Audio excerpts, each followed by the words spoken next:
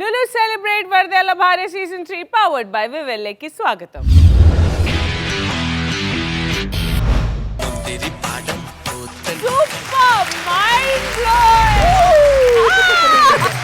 പെണ്ണ് കാണാൻ വന്നപ്പോ അബിത ഉടുത്ത വസ്ത്രത്തിന്റെ നിറം. എനിക്ക് ഏറ്റവും സ്നേഹം നിറഞ്ഞ എൻ്റെ പ്രിയപ്പെട്ട അഞ്ജുവിന് എന്നെ നോക്കല്ല ഇവിടെ. അതിനാദ്യം തന്നെ ഞാൻ ജഗദീശനോട് നന്ദി പറയേണ്ടിയിരിക്കുന്നു. ജഗദീഷോ? ജഗദീശനോട് റൊമാൻറ്റിക് ലുക്ക് കൊടുക്കൂ. ഇന്ന് നിന്റെ സ്വന്തം മണിയേട്ടൻ മതിയാ. നമ്മളുടെ ജഡ്ജസിനെ നമുക്ക് സ്വാഗതം ചെയ്യാം. Let's welcome Ayisha, Ramzana, Shajida, Lakshmi and Divya. നമ്മളുടെ സ്പെഷ്യൽ ജഡ്ജസ് മാഷേ ആൻഡ് പാർവതി ചേച്ചി. പൊരുത്തം round. Let's welcome Sumesh and Abitha.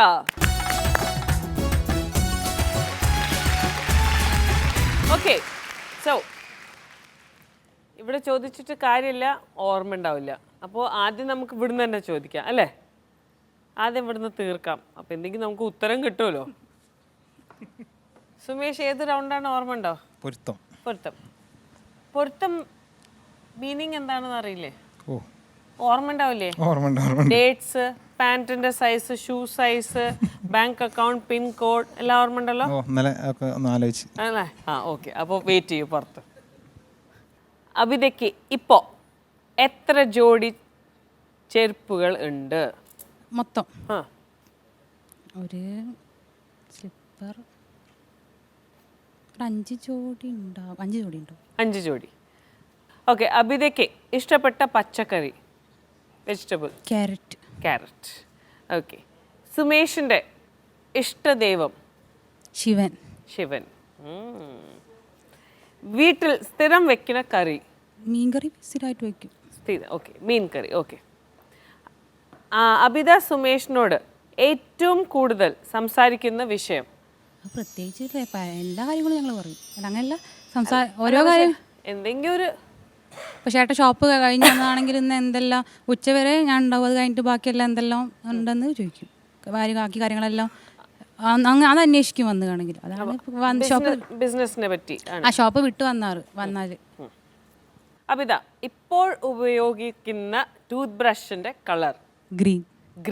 Okay. ഇതെന്തായാലും ചേട്ടന് അറിയില്ല കോൺഫിഡൻസ്. ഓക്കെ. കല്യാണം കഴിഞ്ഞിട്ട് അബിത സുമേഷിന്റെ കൂടെ ആദ്യമായി പോയ സ്ഥലം? ഹണിമൂണാണോ? ആദ്യമായിട്ട് പോയ സ്ഥലം? ഡൽഹി. ഓക്കെ. ഹോട്ടലിൽ പോകുമ്പോൾ അബിത സ്ഥിരമായി ആവശ്യപ്പെടുന്ന ഭക്ഷണം? ബിരിയാണി. ഓക്കെ. എന്ത് ബിരിയാണി? ചിക്കൻ ബിരിയാണി. ഓക്കെ. മകളുടെ ബെസ്റ്റ് ഫ്രണ്ടിന്റെ പേര്? അവളുടെയോ ഇപ്പോഴുള്ള ബെസ്റ്റ് ഫ്രണ്ട്? ചേട്ടൻ എന്തായാലും അറിയില്ല, ഞാൻ പറയാം. അത് ഉള്ളൂ, ചേട്ടൻ അറിയാന്നല്ല, അബിതയ്ക്ക് അറിയാം. മകളുടെ ബെസ്റ്റ് ഫ്രണ്ടിന്റെ പേര്? നേഹ. പെണ്ണ് കാണാൻ വന്നപ്പോ അബിത ഉടുത്ത വസ്ത്രത്തിന്റെ നിറം? എനിക്കറിയാം. അത് പറയൂ. Yellow and red. Okay. Okay, സുമേഷിനെ വിളിക്കൂ. നല്ല ക്വസ്റ്റ്യൻസ് ആണ്. അബിതയ്ക്ക് കോൺഫിഡൻസ് ഉണ്ട് ദാറ്റ് സുമേഷിന് എല്ലാം ഓർമ്മ ഉണ്ടാവുന്നു. ഓക്കെ. അബിത വേണമെങ്കിൽ അങ്ങോട്ട് നോക്കാട്ടോ. ഓക്കെ. കോഴിക്കോടിൽ മൊത്തം എത്ര ചെരുപ്പ് കടകളുണ്ട്? ജില്ല ഒന്നായിട്ട് അല്ല, കോഴിക്കോട് സിറ്റിന്റെ അകത്ത് 100-ന്റെ അടുത്തുണ്ട്. കൊയിലാണ്ടിയിലോ? കൊയിലാണ്ടിലൊരു 10-15 കടകൾ. ശരി, നീ തുടങ്ങാം. ഓക്കെ. അബിതയ്ക്ക് എത്ര ജോഡി ചെരുപ്പുകൾ ഇപ്പോൾ ഉണ്ട് വീട്ടിലല്ലേ?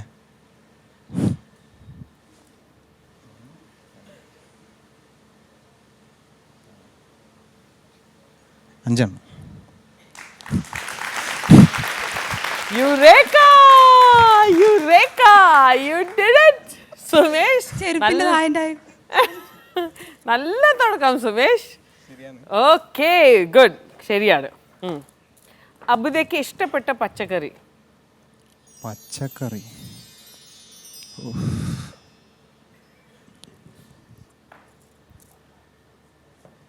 ക്യാരറ്റ്. എന്താ അബിത, കൺഗ്രാറ്റുലേഷൻസ്. എങ്ങനെയായത്? എന്തെങ്കിലും ഒരു വാക്ക് കിട്ടിയില്ല അബിതയ്ക്ക്. ഓക്കെ. സുമേഷിന്റെ ഇഷ്ട ദൈവം? ശിവൻ. ഓ, എന്തൊരു ഹാപ്പി. ഓക്കെ.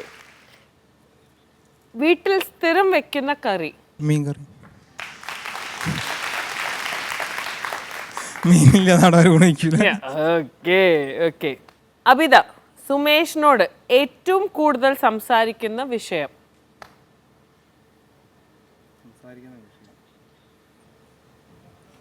ഭക്ഷണത്തിൻ്റെ ഒരു കാര്യമായിരിക്കും. ഭക്ഷണത്തിന്റെ കാര്യം. അബിത എന്താ പറഞ്ഞ? ഞാൻ ഷോപ്പിൽ നിന്ന് വന്നാൽ ആ കാര്യങ്ങളൊക്കെ ചോദിക്കും. അങ്ങനെ. ആ, ഓക്കെ. അബിത ഇപ്പോൾ ഉപയോഗിക്കുന്ന ടൂത്ത് ബ്രഷിന്റെ കളർ? ഗ്രീന്. സാധാരണ. അയ്യോ, എനിക്ക് വയ്യ.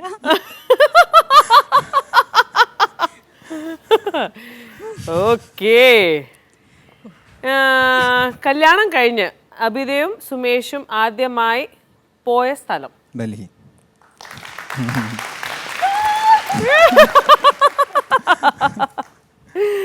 ഓക്കെ. ഹോട്ടലിൽ പോകുമ്പോൾ അബിത സ്ഥിരമായി ആവശ്യപ്പെടുന്ന ഭക്ഷണം?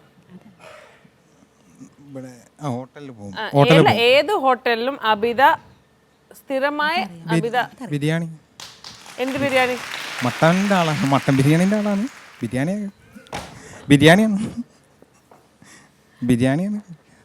അത് കുഴപ്പമില്ല, ബിരിയാണി. ശരി, അത്ര. ചിക്കനാണ് പറഞ്ഞത്. ചിക്കൻ ഞാനാ കഴിക്കാറ് സാധാരണ. കുഴപ്പമില്ല, ബിരിയാണി. ശരി. മകളുടെ ബെസ്റ്റ് ഫ്രണ്ടിന്റെ പേര്? സുമേഷ്, ഇതിനുള്ള ഉത്തരം തന്നേ പറ്റൂ. അബിത പറഞ്ഞു പറയില്ല എന്ന്. മകളുടെ ബെസ്റ്റ് ഫ്രണ്ടിന്റെ പേര്?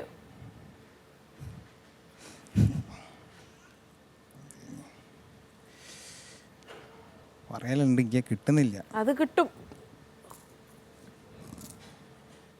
എന്തൊരു കടിച്ച പൊട്ടാത്ത പേരെ കിട്ടുന്നില്ല. അവൾ തന്നെ പറയണം. അതല്ലേ? ശരി. അബിത പറഞ്ഞിട്ടുണ്ട്. നേഹ. അതെനിക്ക് അറിയില്ല. നേഹ. ഇതിന്റെ ഉത്തരം പറഞ്ഞേ പറ്റൂ സുമേഷ്. പെണ്ണ് കാണാൻ പോയപ്പോ സുമേഷ് അബിതനെ കാണാൻ പോയപ്പോ അബിത ഉടുത്ത വസ്ത്രത്തിന്റെ നിറം? അത് ഒരു മഞ്ഞ ചുരിദാർ, ഒരു റെഡ്, ഇതൊക്കെ മഞ്ഞ ചോപ്പ്. സമാധാനം. ഇന്നലെ ഞാൻ ഉറങ്ങിയില്ല. ഞാൻ ATM കാർഡ് നമ്പറൊക്കെ നോക്കി പാന്റിന്റെ സൈസ് അതെല്ലാം നോക്കി പഠിച്ചോ? പക്ഷെ അബിത നന്നായി കളിച്ചില്ലേ? 2 തന്നെ ശരിയായപ്പോ തന്നെ എനിക്ക് സമാധാനമായി. ബാക്കി എന്ത് സംഭവിച്ചാലും എനിക്കൊരു കുഴപ്പമില്ലല്ലോ. C Sumesh, fantastic. കഴിഞ്ഞു. 10 കഴിഞ്ഞു. കഴിഞ്ഞില്ലേ? വേണ്ട. 8 out of 10. ചേച്ചി, ഇവിടെ ഇരുന്ന് മുഴുവൻ പേരും എനിക്കൊന്ന് ക്രൂ ഉൾപ്പെടെ സുമേഷ് പറയണേ എല്ലാരും ഒരിക്കലും ഡ്രാമ ബിൽഡ് ചെയ്യാൻ സമ്മതിച്ചില്ല. പറയുന്ന വഴി കൈയടിക്കായിരുന്നു. എല്ലാവർക്കും എല്ലാം ഓർമ്മയുണ്ടായിരുന്നു. അത്രയ്ക്ക് പിന്നെ എന്താ പറയാ, സുമേഷിനോടൊരു ഗുഡ് വില്ലും സുമേഷിന്റെ ഓർമ്മയോട് ഞങ്ങൾക്ക് എല്ലാവർക്കും ഒരു പേടിയൊക്കെ ഉണ്ടായിരുന്നു. പിന്നെ അബിതയുടെ ടെൻഷനും. Very good. മാഷേ, സുമേഷിന് ഓർമ്മക്കുറവുണ്ട് കേട്ടോ, ശരിക്കും ഉണ്ട്. പക്ഷെ അതിനെ മറികടക്കുന്ന രീതിയിലുള്ള ഭാര്യയുടെ മനസ്സറിയാനുള്ള കഴിവുണ്ട്. ടെലപ്പതി എന്നൊക്കെ പറയില്ലേ, അതാണ് ഇവിടെ വിജയിച്ചതെന്ന് തോന്നുന്നു. അതാണ് ഇവിടെ വിജയിച്ചത്.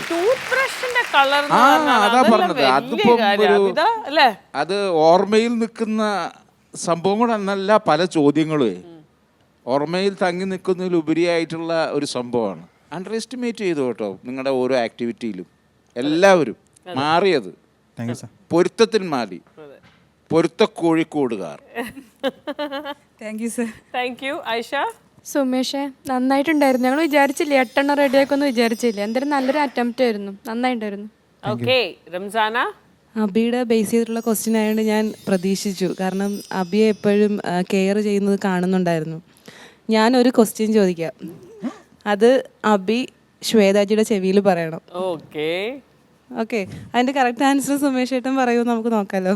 നോക്കാം. ചുമ്മാ മോളുടെ ക്ലാസ് ടീച്ചറുടെ പേര്.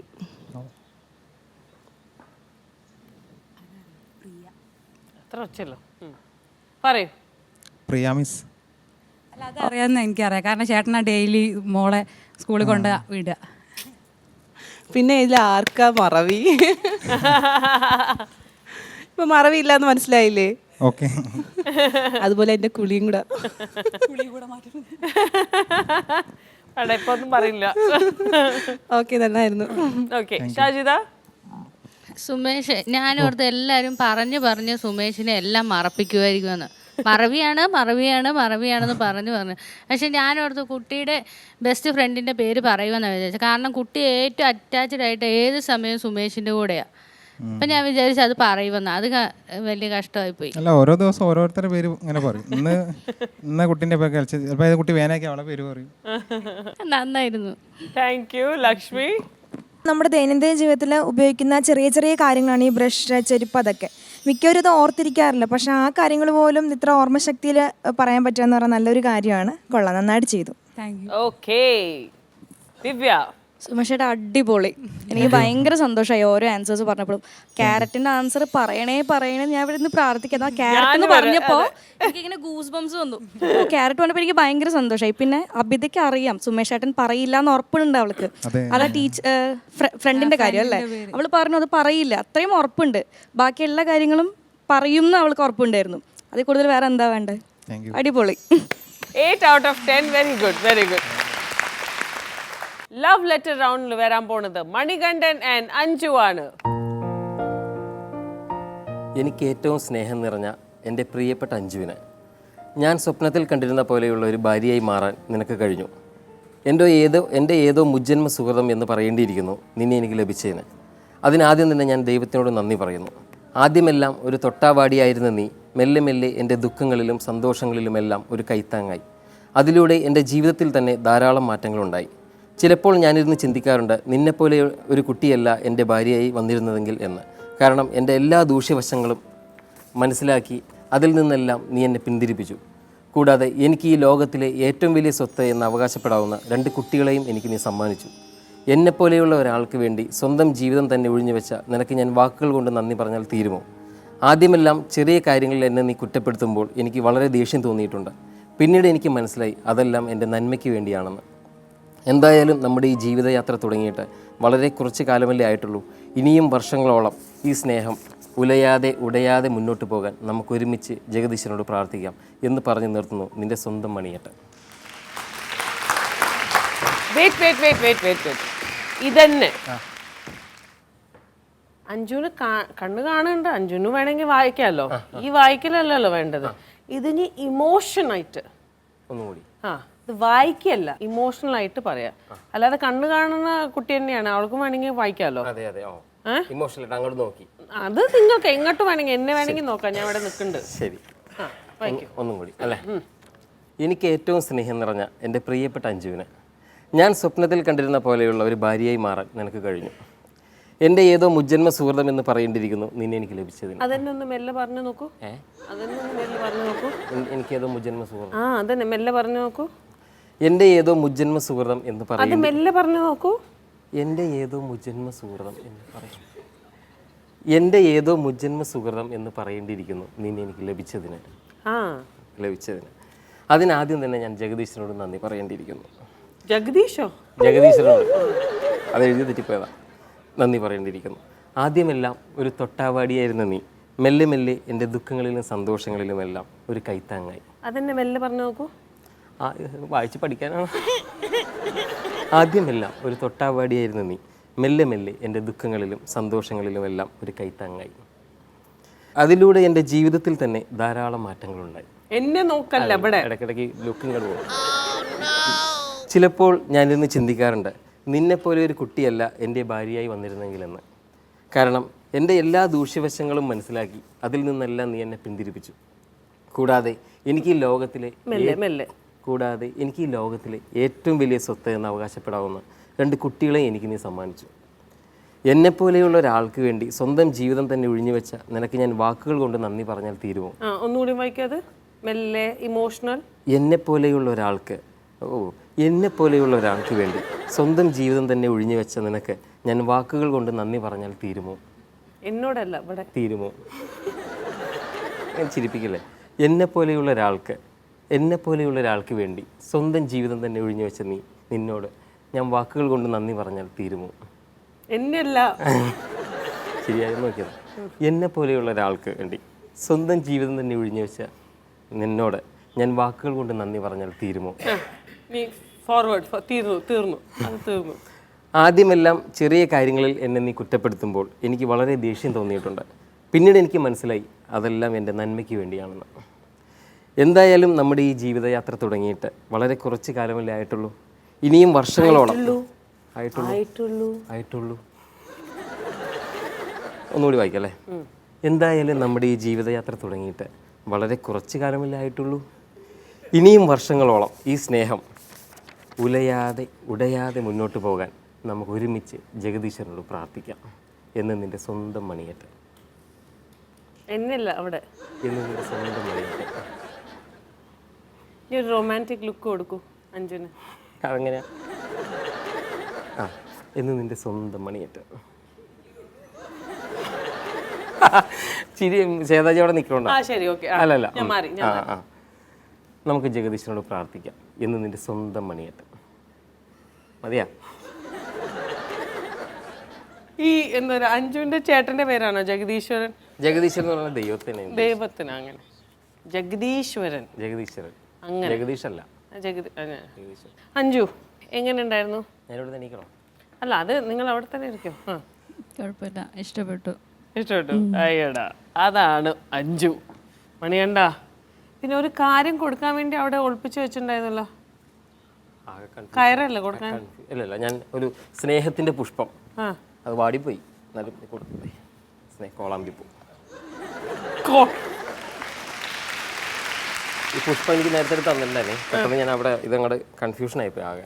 അതെല്ലേ, നിങ്ങൾ തന്നെയല്ലേ ഞാൻ എഴുതിയത്? ആരാലോചിച്ചിട്ടാണ് ഈ കത്ത് എഴുതിയത്? അഞ്ജുനെ മാത്രം. അതല്ലേ? അപ്പോൾ ശരി, ഒന്നും പറയില്ല. ചേച്ചി മണികണ്ട, അതിനകത്ത് എത്ര എൻ്റെ ഞാൻ എന്നുള്ള വരി വാക്കുണ്ടെന്ന് നോക്കാവോ? അതിനകത്ത് എല്ലാ സെൻറ്റൻസും എൻ്റെ, എനിക്ക്, ഞാൻ എന്നാണ്. നമുക്ക്, നമ്മുടെ, നിന്റെ, അങ്ങനെ കൂടി ഉണ്ടല്ലോ ഒരു വശം. നിന്റെ ഇഷ്ടം, നിന്റെ സന്തോഷം, അങ്ങനെ കൂടി ഇല്ലേ? ഒന്ന് വായിച്ച് ഒന്നും കൂടെ. ഇപ്പം എത്രയും പ്രാവശ്യം വായിച്ചില്ലേ? ആദ്യത്തെ വരി നോക്ക്. എനിക്ക് ഏറ്റവും സ്നേഹം നിറഞ്ഞ എൻ്റെ പ്രിയപ്പെട്ട അഞ്ജുവിനെ ഞാൻ സ്വപ്നത്തിൽ കണ്ടിരുന്ന പോലെയുള്ള ഒരു ഭാര്യയായി മാറാൻ നിനക്ക് കഴിഞ്ഞു. കണ്ടോ? എനിക്ക് ഏറ്റവും സ്നേഹം നിറഞ്ഞ എൻ്റെ അഞ്ജുവിനെ ഞാൻ സ്വപ്നത്തിൽ കണ്ട്. അടുത്ത വരി. എൻ്റെ ഏതോ മുജ്ജന്മ സുഹൃതം എന്ന് പറയേണ്ടിയിരിക്കുന്നു നിന്നെ എനിക്ക് ലഭിച്ചതിന്. അതിനാദ്യം തന്നെ ഞാൻ ദൈവത്തിനോട് നന്ദി പറയുന്നു. ആദ്യമെല്ലാം ഒരു തൊട്ടാവാടിയായിരുന്ന നീ മെല്ലെ മെല്ലെ എൻ്റെ ദുഃഖങ്ങളിലും സന്തോഷങ്ങളിലും പങ്കുചേർന്നു, കൈത്താങ്ങായി. അതിലൂടെ എൻ്റെ ജീവിതത്തിൽ തന്നെ ജീവിതത്തിന്റെ, കാരണം അഞ്ജു എന്ന് പറയുന്നത് എൻ്റെ വൈഫ് എന്നുള്ള ഒരു ഇതാണ് ഞാൻ ഉദ്ദേശിച്ചത്. അപ്പോൾ എനിക്കുള്ള മാറ്റങ്ങൾ ആണ് ഞാൻ, അവളിലൂടെ എനിക്കുണ്ടായ മാറ്റങ്ങളാണ് ഞാൻ എഴുതിയത്. അതെ, കാരണം അവൾ വന്ന ശേഷം എനിക്കുണ്ടായ പുരോഗതികളും ഇല്ലെങ്കിൽ ഞാൻ അതിനകത്ത് സ്നേഹവും പെർസ്പെക്റ്റീവും ഒക്കെ കറക്റ്റാണ്. പക്ഷെ റിലേഷൻഷിപ്പ് പൂർണ്ണമാവുമ്പോഴേ അതിന് മോളിപ്പോണം തോന്നുന്നു. എനിക്കറിയില്ല, എൻ്റെ ഒരു ചെറിയ തോന്നലാണ്. റിലേഷൻഷിപ്പ് എന്ന് പറയുമ്പം എനിക്ക് എന്ത് ചെയ്തു തന്നു എന്നതിനുപരി നീ എന്തായി എന്നിലൂടെ എന്നും കൂടെ ഒരു ചോദ്യമുണ്ട് റിലേഷൻഷിപ്പ്. മണികണ്ഠൻ പറയുന്നത് അഞ്ജു എനിക്ക് വേണ്ടി എല്ലാം സറണ്ടർ ചെയ്തു, എല്ലാം ചെയ്തു. നീ മൊത്തം നിന്റെ സ്വഭാവം മാറ്റി, നീ എനിക്ക് വേണ്ടി അഡ്ജസ്റ്റ് ചെയ്തു, നീ എൻ്റെ സ്വപ്നത്തിലുള്ള ഒരാളായി മാറി, നീ എനിക്ക് 2 കുട്ടികളെ തന്നു, നീ എൻ്റെ സ്വപ്നത്തിലെ എൻ്റെ എല്ലാ പ്രശ്നങ്ങളെയും നീ മനസ്സിലാക്കി, നീ എന്നെ വേറൊരാളാക്കാൻ സഹായിച്ചു. റിലേഷൻഷിപ്പ് ബ്യൂട്ടിഫുൾ ആവുന്നത് അത് അവളാണല്ലോ ശരിക്കും പറയേണ്ടത് എന്നെ പറ്റി. ഇപ്പൊ എൻ്റെ ഇതെന്താന്ന് വ്യക്തിത്വം അവളാണല്ലോ. മണേട്ടന് ഇതിൽ എവിടെ എഴുതിയേക്കണം മണേട്ടൻ ഞാൻ വന്നതിന് ശേഷമുള്ള കാര്യങ്ങളാണ്. അല്ല എനിക്കത് വ്യക്തമാവുകയില്ല അഞ്ജു. ഞാനൊരു ടോർച്ചടിച്ച് കാണിച്ചു കൊടുക്കാം ഒരു ആലോചന. പിന്നെ മാറി ഞാൻ മാറ്റിച്ചു എന്നുള്ള ദൂഷ്യവശം എന്ന് വെച്ചാൽ എനിക്ക് ധാരാളം ഫ്രണ്ട് സർക്കിൾ അങ്ങനെ ഉണ്ടായിരുന്നു. പിന്നെ അങ്ങനെയുള്ള അത് ഇവളല്ലേ പറയേണ്ടത് എന്താണ് ഫ്രണ്ട്സ് അല്ല, ലേറ്റ് ആയി വരിക, പിന്നെ ഓഫീസിൽ പോകാൻ വൈകും. അപ്പൊ അതൊക്കെ കുറെയൊക്കെ മാറ്റി അങ്ങനെ. പിന്നെ അവള് ഓഫീസിൽ ഇപ്പോൾ വരാറുണ്ട് എല്ലാ ദിവസവും. അപ്പോൾ ഒരുമിച്ച് പോകാന്നുള്ള രീതിയിൽ ഞാനില്ലെങ്കിൽ ചുമ്മാ അവിടെ കിടന്ന് കറങ്ങി കിടിക്കും. ഒറ്റയ്ക്ക് പോകണമെങ്കിൽ ഞാനില്ല, കുട്ടികൾ ഞാൻ ചെറുതായിരുന്നപ്പോൾ ഞാൻ വീട്ടിലായിരുന്നു. അപ്പോൾ വെറുതെ ഇങ്ങനെ വൈകും, 12:30 1 മണി ആ സമയമൊക്കെ ആവും ഓഫീസിലോട്ട് പോകുമ്പോൾ. ഇപ്പോൾ പിള്ളേർ പോയി കഴിഞ്ഞാൽ അപ്പം തന്നെ ഞങ്ങൾ കുട്ടികൾ വിട്ട് കഴിഞ്ഞപ്പോൾ ഞാനും മണിയായിട്ടും ഒരുമിച്ച് ഇറങ്ങും. സമയത്തിന്റെ ഇതില് പങ്ക്ച്വലാക്കി സമയം പങ്ക്ച്വലാക്കി. എന്നോട് ഇവള് പറയും, ഞാൻ ഈ ക്ലബിലൊക്കെ പോയിരുന്നു, ഇപ്പം വല്ല സ്മോൾ ഡി കമ്പനിയിലൊക്കെ പോകണമെങ്കിൽ അവൾ നിങ്ങൾക്ക് വേണമെങ്കിൽ വീട്ടിൽ കൊണ്ടുവന്ന് മേടിച്ച് വെച്ച് നിങ്ങൾ വേണമെങ്കിൽ ഒന്ന് കഴിച്ചാൽ പോരെ, വെറുതെ അവിടെ പോയി കുറേ കാശ് ചിലവാക്കണ്ട. അപ്പം അങ്ങനെ ഓരോ കാര്യങ്ങളിലും ഒരു ചിട്ട വരുത്തി എന്നാണ് ഞാൻ ഉദ്ദേശിച്ചത്. മണികണ്ഠൻ ജീവിതത്തിൽ വന്നപ്പോൾ ആദ്യകാലങ്ങളിൽ മണികണ്ഠനെ ശരിയാക്കി. പക്ഷെ അഞ്ജു എന്ന ഹ്യൂമൻ ബീയിങ് എൻ്റെ പ്രത്യേകത ഒരു വ്യക്തിത്വം എന്നുള്ള നിലയ്ക്ക് എന്ത് മനസ്സിലാക്കി എന്നും കൂടെ എനിക്ക് അറിയാനൊരു ആഗ്രഹമുണ്ട്. എന്നുവെച്ചാൽ പിന്നെ ഒരു വീട്ടിലേക്കാണ് വന്നത്, മരുമകളാണ്, അമ്മയാണ്, അല്ലെ വേറൊരു വ്യക്തിത്വം ഉണ്ട് അഞ്ജുവിൻ്റെ. അല്ല അഞ്ജു പിന്നെ അഞ്ജുവിൻ്റെ ഏത് ആസ്പെക്റ്റാണ് മനസ്സിൻ്റെ സ്നേഹം, അല്ലെങ്കിൽ അഞ്ജുവിൻ്റെ കാരുണ്യം, അങ്ങനെ പല സ്വഭാവങ്ങളില്ലേ, അത് എങ്ങനെ മണികണ്ഠൻ മനസ്സിലാക്കി എന്ന് അറിഞ്ഞിരുന്നെങ്കിൽ എന്ന് എനിക്ക് തോന്നി. അല്ല ഇതിനകത്ത് തെറ്റൊന്നുമില്ല, അതാണ് അല്ലല്ല, അതുകൊണ്ട് ഒരു കുഴപ്പമില്ല. എൻ്റെ ഒരു അതെ തീർച്ചയായിട്ടും എനിക്ക് പെട്ടെന്ന് അങ്ങനെ ഒരു എഴുതാൻ പറഞ്ഞപ്പോൾ മനസ്സിൽ കിട്ടിയില്ല ആ സംഭവം. കാരണം നമ്മൾ കത്തുകളിലൊക്കെ കണ്ടില്ലേ, നിന്റെ ആ ഗുണം ഈ ഗുണം അത് ഞാൻ എത്ര സ്നേഹിക്കുന്നറിയാമോ, അത് ഞാൻ അറിയാതെ പോയില്ലേ, അല്ലെങ്കിൽ ഞാൻ പറയാതിരുന്ന ഒരു ഗുണം ഞാൻ നിന്നിൽ കണ്ട ആ ഗുണം. മണികണ്ഠൻ്റെ കാഴ്ചയിൽ അഞ്ജു അത് ഒന്ന് കാണാൻ ഒരു കൊതി തോന്നി, അത്രേ ഉള്ളൂ. അല്ലാതെ ഇത് പെർഫെക്റ്റ് ആണ് അങ്ങനെ മോശമായിട്ട് പറയുകയല്ല. എന്നാലും ആ വശം ഇത് ഒരു തിരിച്ചറിവാണ്. എല്ലാ കാര്യങ്ങളും നമ്മൾ എൻ്റെ കണ്ണ് അതിനപ്പുറത്തേക്ക് നമ്മൾ കാഴ്ച കൊണ്ടുപോകുമ്പോഴാണ് ബന്ധങ്ങൾ വാല്യൂ മനസ്സിലാവും. അവരുടെ കണ്ണും കൂടി, അവരുടെ ഉള്ളിലേക്കുള്ള കണ്ണും കൂടെ നമ്മുടെ കണ്ണിനെ ഫിറ്റ് ചെയ്യണം. നമ്മുടെ കണ്ണ് ഇപ്പോൾ മണികണ്ഠൻ്റെ വെളിയിലോട്ടുള്ള കണ്ണ്, ഇനി അഞ്ജുവിൻ്റെ കണ്ണ് മാറ്റി മണികണ്ഠൻ്റെ കണ്ണ് തിരിച്ച് ഫിറ്റ് ചെയ്യണം. അപ്പം അഞ്ജുവിൻ്റെ ഉള്ളറിയണം, അപ്പോഴാണ് ആ ബാലൻസ് ഉണ്ടാവുക. ആ ബാലൻസ് ഒക്കെ അതിൽ കുറച്ച് കുറവാണെന്ന് എനിക്ക് തോന്നി. എല്ലാ നമ്മുടെ ചെയ്തികളിലും മണികണ്ഠൻ വരുമ്പോൾ ഇത്തിരി ഒരു തമാശക്കാരനാണെന്ന് മുൻകൂട്ടി കണ്ടിട്ടുള്ള രീതി എന്തു തോന്നുന്നു അഞ്ജു ഇങ്ങനെ മണികണ്ഠനോട് നമ്മളൊക്കെ പെരുമാറുമ്പോൾ? എനിക്കതിൽ സന്തോഷമുള്ളൂ. ഞാൻ മണിയേട്ടനെ ഇഷ്ടപ്പെടാനുള്ള കാരണവും അത് തന്നെയാണ്. ഫസ്റ്റ് തന്നെ ഞങ്ങളുടെ വീട്ടിൽ കല്യാണത്തിന് മുമ്പേ 3 വർഷമായിട്ട് പരിചയമുണ്ട് മണിയേട്ടന്. അപ്പോൾ അങ്ങനെ കണ്ടപ്പോൾ ഞാൻ ഫസ്റ്റ് മണിയേട്ടനോട് ചോദിച്ചത് തന്നെ ഒരു കോമഡിയൻ ആണല്ലോ എന്നാണ് ഞാൻ ചോദിച്ചത് തന്നെ.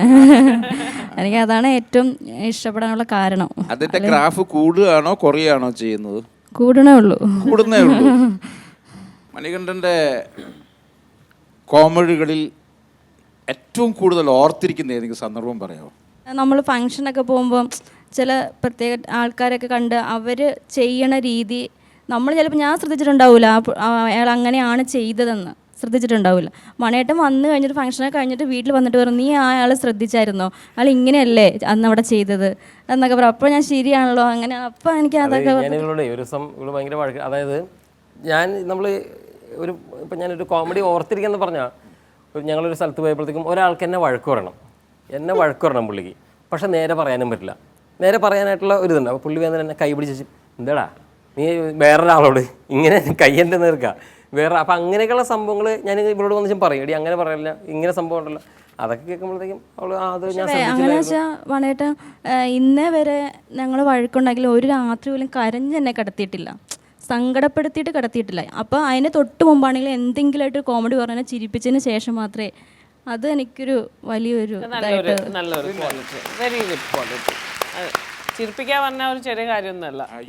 എനിക്ക് എപ്പോഴും മണിയേട്ടനിലുള്ള ഒരു മെയിനായിട്ടുള്ള ഒരു നല്ലൊരു കാര്യം അത് തന്നെ, എല്ലാവർക്കും കരയിപ്പിക്കാൻ പറ്റും ഒരു മനുഷ്യനെ. അപ്പോൾ മണിയേട്ടൻ എന്നോട് ഞാൻ പറഞ്ഞ മണിയേട്ടൻ ചിരിപ്പിക്കുക എന്ന് പറയുന്നത് വലിയൊരു കഴിവ് തന്നെ.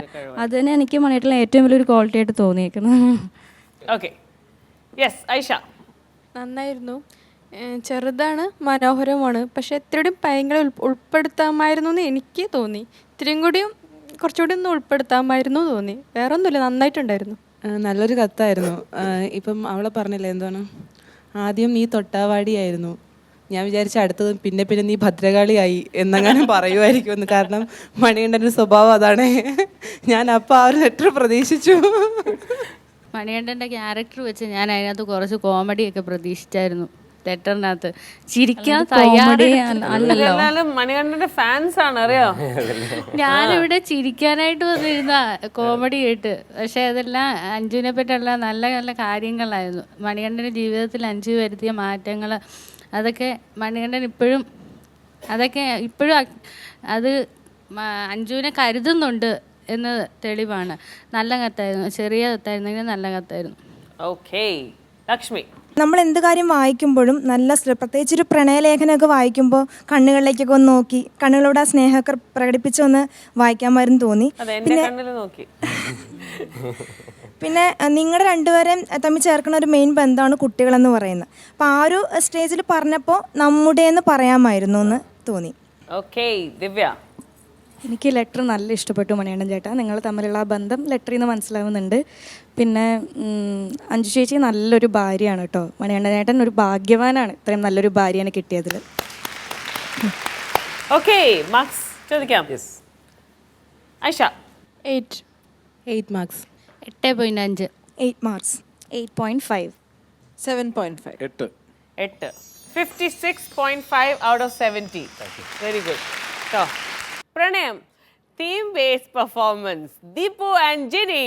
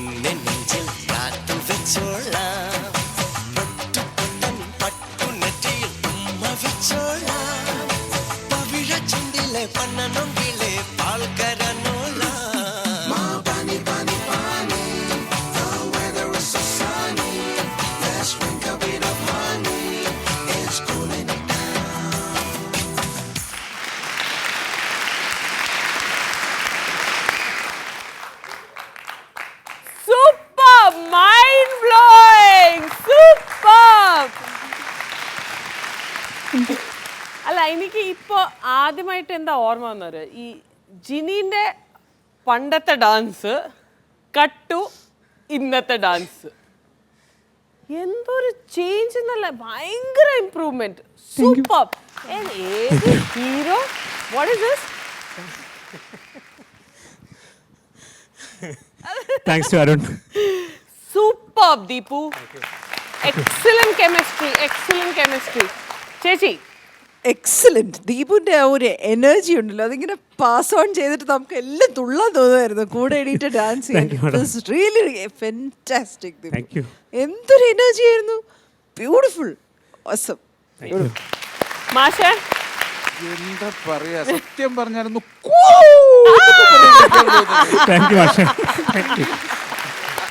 അങ്ങനെ ഒരു അവസ്ഥയാണ്, അങ്ങനത്തെ ഒരു അവസ്ഥയാണ് ഇത്. വെറുതെ അല്ല ഭാര്യയുടെ പ്രോഗ്രാം അല്ലേ ഇത്, അതോ ഡാൻസ് പ്രോഗ്രാമായി മാറിയോ? എന്താണല്ലേ സാധാരണ വല്ലപ്പോഴൊക്കെ ടി വിയിൽ കാണുന്ന ഈ ഡാൻസ് പ്രോഗ്രാം അതിനോട് കിടപിടിക്കുന്ന രീതിയിലാണ് ഇവിടെയുള്ള എല്ലാവരും ചെയ്യുന്നത്. ഗംഭീരായിട്ടോ, അതിഗംഭീരായിട്ട്. ആയിഷ, ദീപുചേട്ടൻ്റെ മുഖത്ത് നവരസങ്ങളൊക്കെ തന്നെ വിടർന്നു വരിയിരുന്നു. എല്ലാ രസങ്ങളും ഒരുമിച്ച് കണ്ടു. നല്ലൊരു എനർജിറ്റ്, നല്ലൊരു എന്താ പറയുക, നല്ലൊരു പവർഫുൾ അതുണ്ടായിരുന്നു. ജിനിയുടെ മുഖത്ത് ചെറിയൊരു ടെൻഷൻ എനിക്ക് ഫീൽ ചെയ്തു. ജിനി അന്നേ കളിച്ചു, നല്ലൊരു ഇമ്പ്രൂവ്മെന്റ് ഉണ്ട്, പക്ഷെ അന്നൊരു ചെറിയ ടെൻഷൻ ഫീൽ ചെയ്തു. ചെറിയൊരു ടെൻഷൻ ഉണ്ടായിരുന്നു. നല്ലൊരു ഫീലിംഗ് ഉണ്ടായിരുന്നു കളി കാണാൻ. ആ പാട്ടും എല്ലാം കൊണ്ട് നിങ്ങൾക്ക് വേണ്ടി സെലക്ട് ചെയ്തൊരു പാട്ട് പോലെ തന്നെയാണ് അത്. നന്നായി ഉണ്ടായിരുന്നു. ഓക്കേ റംസാന. സൂപ്പർ ഡാൻസ്, അടിപൊളി കോസ്റ്റ്യൂം. എനിക്കിതിൽ ഏറ്റവും ഇഷ്ടപ്പെട്ടത് ദീപുചേട്ടൻ്റെ ഹെയറാ. അല്ല, ഇന്നാ ശരിക്കും ദീപുചേട്ടൻ്റെ ഹെയർ യൂസ് ചെയ്തത് അല്ലേ? സൂപ്പർ ആയിരുന്നു. എനിക്ക് നല്ല അടിപൊളിയായിരുന്നു. നിങ്ങളുടെ ആ ഒരു പൊരുത്തം, ആദ്യം ദീപുചേട്ടൻ കയറി നല്ല രസമുണ്ടായിരുന്നു. ആ കളിച്ച് തുടങ്ങിയപ്പോൾ എന്താ പറയുക, ഇപ്പം പാർവതി മേഡം പറഞ്ഞ പോലെ നമുക്ക് കൂടെ കളിക്കാനുള്ള ഒരു ഭയങ്കര എനർജറ്റിക്, ഒരു പവർഫുൾ കളിയായിരുന്നു. അതുപോലെ തന്നെ ചേച്ചി കുറച്ച് തുടങ്ങുമ്പോൾ ടെൻഷൻ ഉണ്ടായിരുന്നെങ്കിലും ദീപുചേട്ടനെ ഒരു പ്രാവശ്യം നോക്കിയപ്പോൾ ചേച്ചിക്കും ഒരു സന്തോഷം മുഖത്ത് വന്നു. പിന്നെ കളി തുടങ്ങി ചേച്ചി. Very good dance. ദീപുചേട്ടൻ്റെ ഗിറ്റാർ വായന, അതായത് ഇങ്ങനെ മൂർത്തിഭാവത്തിൽ എത്തത്തില്ല വായനയുടെ, അതുപോലെ തന്നെ കറക്റ്റ് ആ മ്യൂസിക് അനുസരിച്ച് അതുപോലെ തന്നെ അത് തന്നെ ഇഷ്ടപ്പെട്ടു. ഫസ്റ്റ് ഡാൻസ് കളിച്ചപ്പോഴത്തേക്കും ജിനി അവിടെ നിന്ന് ഇങ്ങനെ ദീപുചേട്ടനെ സപ്പോർട്ട് ചെയ്ത് ചെറുതായിട്ടൊക്കെ കാണിക്കുന്നു. ഇപ്പം എനിക്ക് ജിനിയുടെ കാര്യമാണ്, സൂപ്പറായിട്ട് ചെയ്തിട്ടുണ്ട്, നന്നായിട്ട് ചെയ്തിട്ടുണ്ട് ജിനി. അതാണ് പറയേണ്ട, ഇമ്പ്രൂവ്മെൻ്റ് എന്ന് പറഞ്ഞാൽ നന്നായിട്ടുണ്ട്. പിന്നെ ജിനി ദീപുചേട്ടനെ നോക്കി കഴിഞ്ഞപ്പോഴത്തേക്കിന് എന്തോ ഒരു എനർജി കിട്ടിയതുപോലെ കേട്ടോ. ആദ്യം ഒരു ടെൻഷനോട് കൂടി ടെൻഷൻ ഫീൽ ചെയ്തായിരുന്നു. ദീപുചേട്ടനെ നോക്കി കളിക്കാൻ തുടങ്ങിയപ്പോഴത്തേക്കിന് എന്തോ ഒരു പവർ കൊടുത്ത പോലെയായി. നല്ലതായിട്ട് കളിച്ചു വന്നു, നല്ല സൂപ്പറായിട്ടുണ്ട്. ലക്ഷ്മി. സൂപ്പർ കിടിലനായിട്ടുണ്ട് കേട്ടോ, നന്നായിട്ട് നിങ്ങൾ ചെയ്തു. ഒത്തിരി ഇമ്പ്രൂവ്മെൻ്റ് ഉണ്ട്. ഈ ജനിച്ചേച്ചിക്കാണെങ്കിലും ശരിക്കും ഐ കോണ്ടാക്ട് ഉണ്ടായിരുന്നു, അതുപോലെ നല്ല കോസ്റ്റ്യൂമാണ്. പിന്നെ ദീപുചേട്ടൻ്റെ അടുത്ത് കറക്കിയില്ലേ ജനിച്ചേച്ചിനെ, അതൊക്കെ കറക്റ്റ് ടൈമിംഗ് ആയിരുന്നു. പിന്നെ ആ ഫിലിമിൽ ദിലീപേട്ടൻ ചെയ്ത പോലെ എന്ത് എനർജി ആയിരുന്നു ദീപുചേട്ടൻ, നന്നായിട്ട് ചെയ്തു. നന്നായിട്ടിരിക്കട്ടെ. ദിവ്യ. എനിക്ക് എന്താ പറയണ്ടേന്ന് കിട്ടുന്നില്ല ദീപു ചേട്ടാ. സൂപ്പർ ഡാൻസർ ദീപു, അടിപൊളി അടിപൊളി. ദീപു ചേട്ടൻ്റെ ആ എനർജിയും ആ ഒരു എല്ലാ ഒരു ഇതും ജിനി ചേച്ചിയിലൊക്കെ ഇങ്ങനെ ഒഴുകിക്കൊണ്ടിരിക്കുകയായിരുന്നു. അതാണ് ജിനി ചേച്ചിക്ക് അത്രയും ഒരു ഇത് കിട്ടിയത് കളിക്കാനായിട്ട്. പിന്നെ നിങ്ങളുടെ കോസ്റ്റ്യൂംസ്, എക്സ്പ്രഷൻ, എന്തൊരു എക്സ്പ്രഷൻ ആയിരുന്നു ദീപു ചേട്ടാ, അടിപൊളി. എനിക്ക് ഭയങ്കര ഇഷ്ടപ്പെട്ടു. സൂപ്പർ. ഇനി മാർക്സ്. ഐഷ. 10. റംസാന 9.5. 9.5. ഷാജിദ 10 മാർക്ക്. 10. ലക്ഷ്മി 9.5. 9.5. ദിവ്യ ഡെഫിനറ്റ് 10. യെസ്. ചേച്ചി 9.5. 9.5. മാഷേ 10 mark.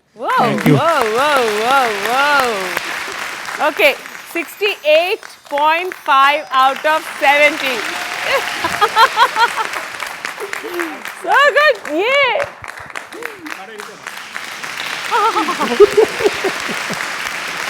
Couple game. Shashwati and Pramod.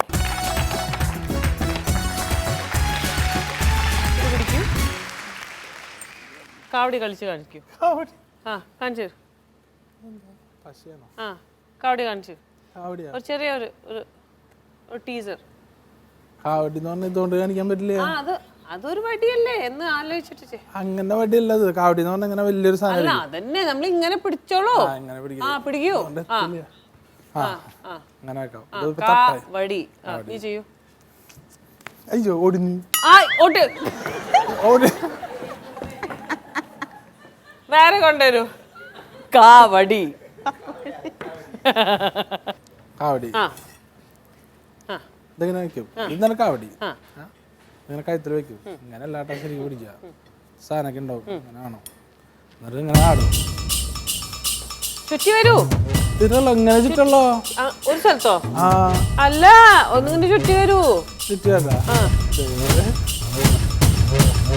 തല കറങ്ങും. ശരി, ഇത് നിങ്ങൾ ഇങ്ങനെ നിൽക്കട്ടോ ശാശ്വതി, ഇങ്ങനെ നിൽക്കട്ടോ.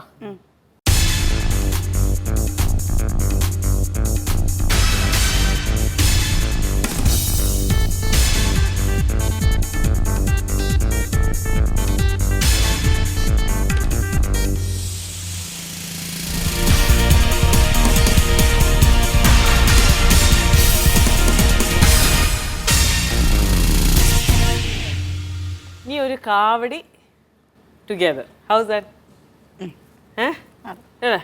ശാശ്വതി റെഡിയാ? പ്രമോദോ? കറങ്ങും. ശാശ്വതി ഭയങ്കര ഹാപ്പി. ഓക്കെ, നീ ഇങ്ങോട്ട് വരും, മുമ്പിൽ വരും. നല്ലൊരു ടാസ്ക്കാണ് ഞാൻ നിങ്ങൾക്ക് വേണ്ടി ഒരുക്കിയത്. വാവ്, പ്ലേയിങ് കാർഡ്സ്.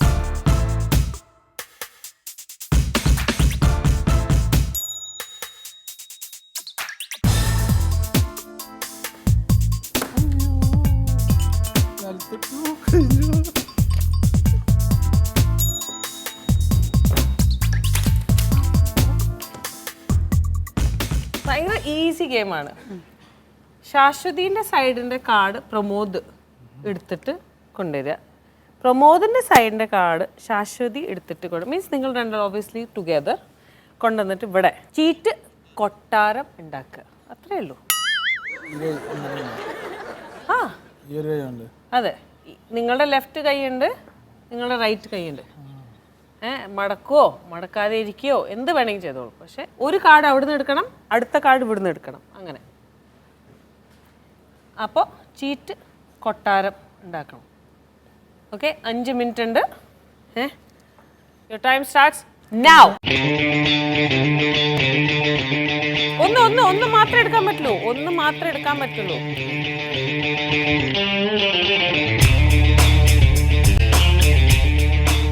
മറ്റേ കൈ യൂസ് ചെയ്യരുത്. ഈ സെന്റർ സാറിന് ഇത് യൂസ് ചെയ്യരുത്. ഇത് രണ്ട്. ഒരു പ്രമോദ് അവിടുന്ന് കാർഡ് എടുക്കുക, ശാശ്വതി ഇവിടുന്ന് കാർഡ് എടുക്കുക. സ്റ്റാർട്ട് ചെയ്തു. അവിടുന്ന് പ്രമോദ് എടുക്കുക. പ്രമോദാണ് കാർഡ് എടുക്കുക. ശാശ്വതി ഇവിടുന്ന് എടുക്കുക. സെന്റർ യൂസ് ചെയ്യരുത് കേട്ടോ, സെന്റർ കൈ. അപ്പോൾ എനിക്ക് നിങ്ങൾ കൊട്ടാരം ഉണ്ടാക്കില്ലേ?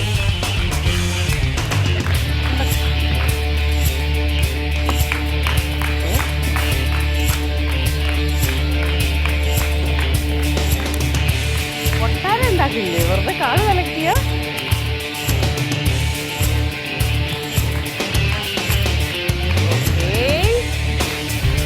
രണ്ടാമത്തെ മിനിറ്റാണ്.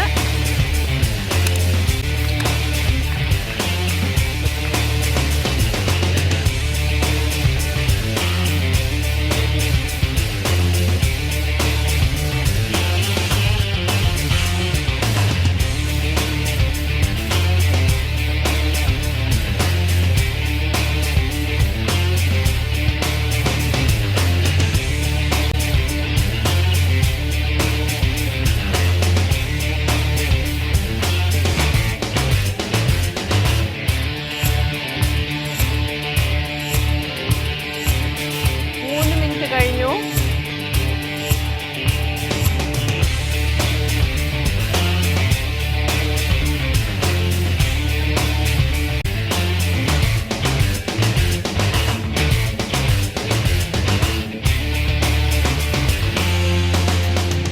കൊട്ടാരത്തിന്റെ ഗേറ്റ് ആണ് അല്ലേ?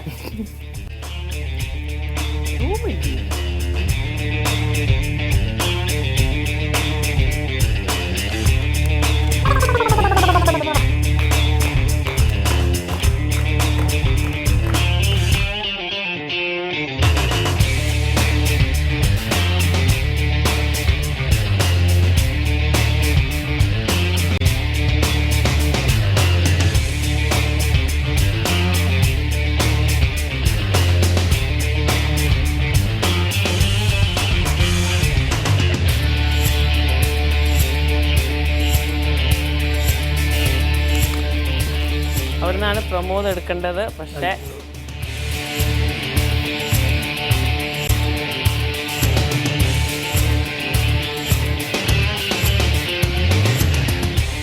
മിനിറ്റ് കഴിഞ്ഞു.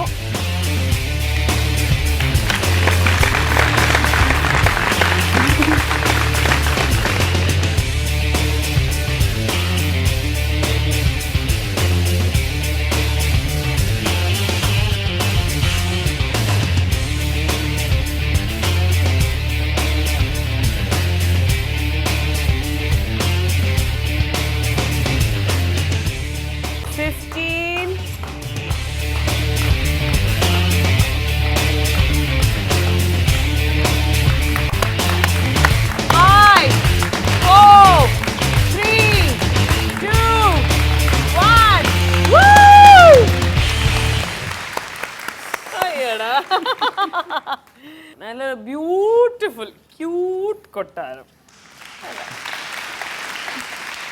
അപ്പം നിങ്ങൾ രണ്ടാളുടെയും കെമിസ്ട്രി നന്നായിട്ട് ഇതിൽ നമുക്ക് കാണാൻ പറ്റി. ഇങ്ങനെ തന്നെ ഒരു നിങ്ങളുടെ ഒരു റിയൽ വീട് ഉണ്ടാവട്ടെ എന്ന് നമ്മൾ പ്രാർത്ഥിക്കുകയാണ്. ചേച്ചി, സ്നേഹക്കൊട്ടാരം ശരിക്കും ഒരു പ്രമോദ് വളരെ എന്താ പറയുക ഇത്രയും ഒരു ശക്തനായ കണ്ടസ്റ്റൻ്റ് ആവുന്നത് ഇതുകൊണ്ടാണ്.